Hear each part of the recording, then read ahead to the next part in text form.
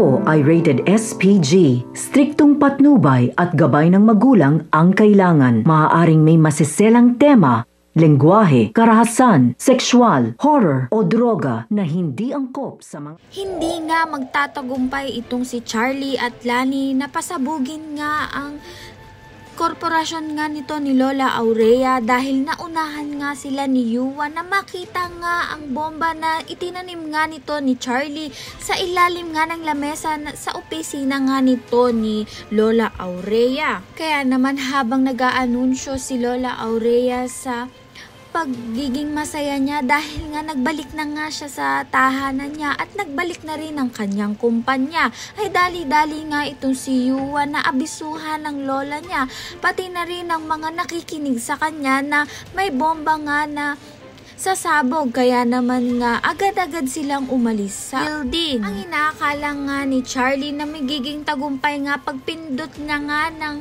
bomba ay sasabog na nga ang lahat dahil nga sa bilis na naabisuhan nila Yuan na bumaba na nga ang mga empleyado at ang mga bida ay ligtas nga sila.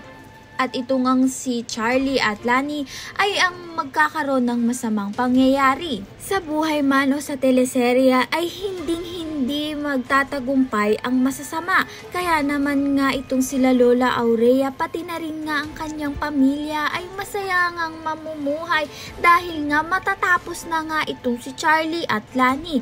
Nang akala nga ni Charlie at Lani ay sila nga ang magtatagumpay. Kung isa ka nga rin sa nagsusubaybay sa teleserye na to hanggang dulo ay pakatutukan pa rin natin ang huling episode nga nitong teleserye. At ayan nga ang pakakabangan natin. Maraming salamat sa iyong panonood.